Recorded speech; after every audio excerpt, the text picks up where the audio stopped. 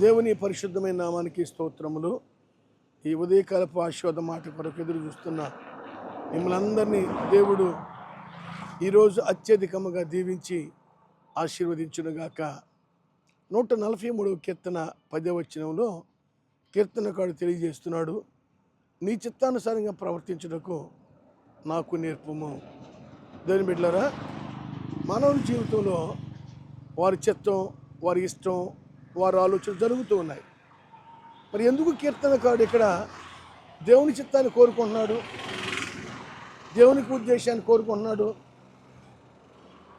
మానవులకి భవిష్యత్తు తెలియదు, రానున్న దినాల్లో ఎలా ఉంటాయో తెలియదు, రానున్న సమయం ఎలా ఉంటుందో తెలియదు.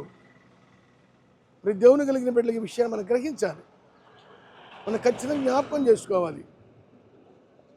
మనం దేవుని చిత్త ప్రకారము ప్రవర్తిస్తే మన జీవితాల్లో చాలా విజయవంతమైన ఆశీర్వాదం మనం చూడగలం.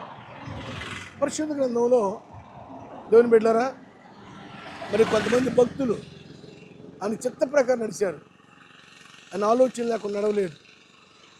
కీర్తనకారుడు దావీదు అన్నాడు, నువ్వు లేకుండా నేను బ్రతకలేనయ్యా, నీ చిత్తం లేకుండా, నీ కృప లేకుండా ఈ భూలోకంలో నేను బ్రతకలేను.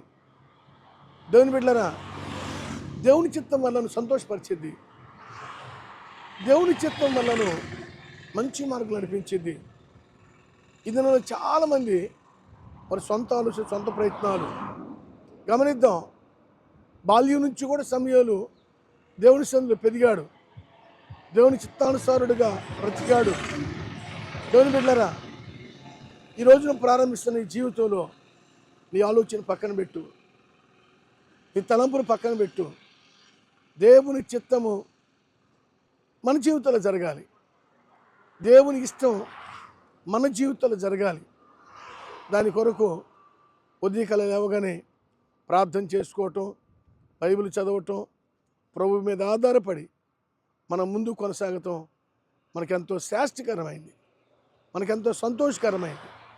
చాలామంది ఉదయం లేవటంతో అనేకమైన వ్యాధులతో, దుఃఖాలతో, బాధలతో ఉంటారు. కానీ వాక్యం ఏం చెప్తుందంటే, నువ్వు దేవుని మీద ఆధారపడు, దేవుని చిత్త ప్రకారం నడువు. ఆయన మన జీవితాల్లో గొప్ప కార్యాలు చేసే దేవుడు, అద్భుతాలు చేసే దేవుడు. జ్ఞాపకం చేసుకుందాం, ఒకరోజు ఉదయకాల సమయంలో నేను మైకి పెట్టి వేకుజామున విలేజ్ సువార్త చేస్తాం కదా. మరి నేను మెట్లు ఎక్కుతున్నప్పుడు నాకెందుకో ఆ మోకాలు చిన్న నొప్పి వచ్చింది.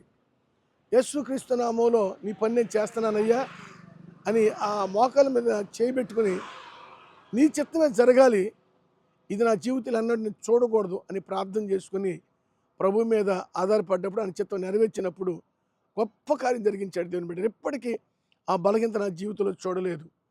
దేవుని బిడ్డలారా, ఉదయకాల సమయంలో ప్రభు మీద ఆధారపడండి, ప్రభుని స్తుతించండి.